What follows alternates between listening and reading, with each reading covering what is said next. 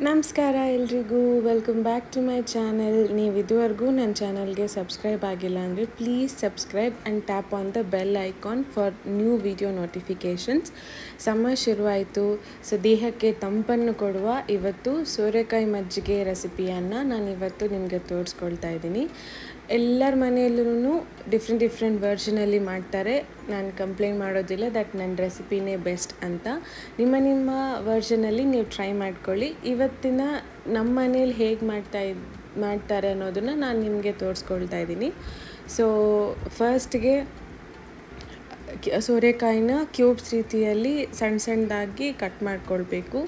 ಅದಾಗಿದ್ದಾದಮೇಲೆ ನಾನು pressure cook ಮಾಡೋದಿಲ್ಲ, ವಾಟರಲ್ಲಿ ನಾನು ಬಾಯ್ಲ್ ಮಾಡಲ್ಲ, ಬಿಕಾಸ್ ನ್ಯೂಟ್ರಿಯೆಂಟ್ಸ್ ಎಲ್ಲ ಹೋಗಿಬಿಡುತ್ತೆ ಅಂತ. ನಾನು ಯಾವತ್ತೂ ಸ್ಟೀಮ್ ಮಾಡ್ತೀನಿ ಸೋರೆಕಾಯಿನ. ಅದಾಗಿದ್ದಾದಮೇಲೆ ಸ್ಟೀಮ್ ಮಾಡೋದ್ರಲ್ಲಿ ಏನು ಬೆನಿಫಿಟ್ಸ್ ಅಂದರೆ ಸೋರೆಕಾಯಿ ಫುಲ್ ವೇಪರಿಂದನೇ ಕುಕ್ ಆಗುತ್ತೆ ಅಲ್ವಾ, ಸೊ ನ್ಯೂಟ್ರಿಯೆಂಟ್ಸ್ ಇಂಟ್ಯಾಕ್ಟ್ ಆಗೇ ಇರುತ್ತೆ, ಆಚೆ ಹೋಗೋದಿಲ್ಲ. ಸೊ ಕೆಲವ್ರು ಹೇಳ್ತಾರೆ ಬಾಯ್ಲ್ ಮಾಡಿಬಿಟ್ಟು ದ ಸೇಮ್ ವಾಟರ್ನೇ ನೀವು ಸಾಂಬಾರಿಗೆ ಯೂಸ್ ಮಾಡ್ಬೋದಲ್ಲ ಅಂತ. ಏನೋ ನನಗೆ ಅದು ಇಷ್ಟ ಆಗೋದಿಲ್ಲ, so I don't recommend that.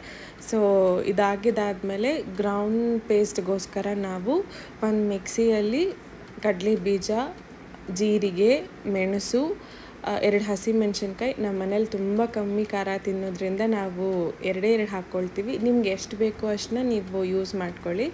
ಸ್ವಲ್ಪ ಅರಿಶಿನ ಹಾಕಿಬಿಟ್ಟು ಮಿಕ್ಸಿ ಮಾಡ್ಕೊಳ್ಬೇಕು. ಅದಾಗೋಷ್ಟರೊಳಗಡೆ ನಮ್ಮ ಸೋರೆಕಾಯಿ ಆಲ್ಮೋಸ್ಟ್ ಎಲ್ಲ ಕುಕ್ ಆಗಿದೆ. ಸೊ ಇದನ್ನು ನಾವು ಇನ್ನೊಂದು ಕಡಾಯಿ ಇಟ್ಬಿಟ್ಟು ಅದರಲ್ಲಿ 2 ಟೀ ಸ್ಪೂನ್ ಆಯಿಲ್ ಮತ್ತು ಜೀರಿಗೆ, ಕಡಲೆಬೇಳೆ, ಸಾಸಿವೆ, ಒಣಮೆಣಸಿನ್ಕಾಯಿ, ಕರಿಬೇವಿನ ಸೊಪ್ಪು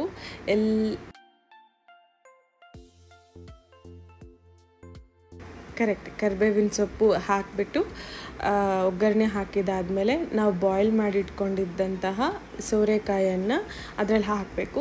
ಮತ್ತೊಂದು ಸ್ವಲ್ಪ ಹೊತ್ತು ಹಾಕಿದಾದಮೇಲೆ ಅದು ಜ್ಯೂಸ್ ಎಲ್ಲನೂ ಸೋರೆಕಾಯಿಗೆ ಹಿಡ್ಕೊಳ್ಳೋವರೆಗೂ ಕುಕ್ ಮಾಡಬೇಕು.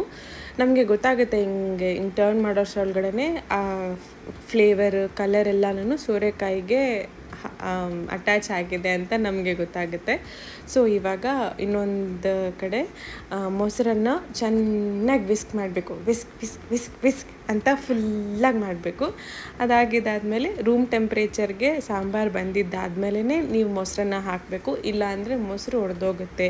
ಕೆಲವ್ರ ಮನೆಯಲ್ಲಿ ಮೊಸರು ಹಾಕಿದ್ದಾದ್ಮೇಲೂ ಕೂಡ ಬಾಯ್ಲ್ ಮಾಡ್ತಾರೆ. ನಾನು ಅದನ್ನು ರೆಕಮೆಂಡ್ ಮಾಡಲ್ಲ. ನಮ್ಮ ಮನೆಯಲ್ಲಿ ಮೊಸರು ಹಾಕಿದಾದ್ಮೇಲೆ ಬಾಯ್ಲ್ ಮಾಡಿದ್ರೆ ಅದು ಒಡೆದೋಗುತ್ತೆ, ಚೆನ್ನಾಗಿರೋದಿಲ್ಲ ಅಂತ ನಾವು ರೆಕಮೆಂಡ್ ನಾನು ಯೂಸ್ ಮಾಡೋದಿಲ್ಲ. ಸೊ ಇವಾಗ ನಮ್ಮ ಫೇವ್ರೆಟ್ ಪಾರ್ಟ್ ತಿನ್ನೋಣ ಬನ್ನಿ ಬೇಗ. ಸೊ ಇವಾಗ ಬಿಸಿ ರೈಸ್ನ ನಾನು ಹಾಕ್ಕೊಳ್ತಾ ಇಲ್ಲ, ಇಲ್ಲಿ ಸ್ವಲ್ಪ ಬಿಸಿ ಇದೆ, ಇದರಲ್ಲಿ ಸ್ವಲ್ಪ ಅಂದರೆ ಸ್ವಲ್ಪ ಇದೆ. So here comes the main item, ಸೋರೆಕಾಯಿ ಮಜ್ಜಿಗೆ ಹುಳಿ. ಹಾಗೆ ಒಂತೊತ್ತು ಸೋರೆಕಾಯಿ, ಸ್ವಲ್ಪ ಅನ್ನ ಇಟ್ಕೊಂಡು ತಿಂತಾ ಇದ್ದರೆ ಇದಕ್ಕಿಂತ ಬೇರೆ ಫುಡ್ ಬೇಕಾ? Thank you for watching. ನನ್ನ ಚಾನಲ್ಗೆ ಸಬ್ಸ್ಕ್ರೈಬ್ ಆಗಿ, ಲೈಕ್ ಮಾಡಿ, ಶೇರ್ ಮಾಡಿ, ಕಾಮೆಂಟ್ ಮಾಡಿ, ರೆಸಿಪಿ ಹೇಗಿದೆ ಅಂತ ನನಗೆ ಕಾಮೆಂಟ್ ಸೆಕ್ಷನಲ್ಲಿ ತಿಳಿಸಿ. ಇನ್ನೊಂದು ರೆಸಿಪಿಯಲ್ಲಿ ನಿಮಗೆ ಮತ್ತೆ ಸಿಗ್ತೀನಿ. ಬಾಯ್.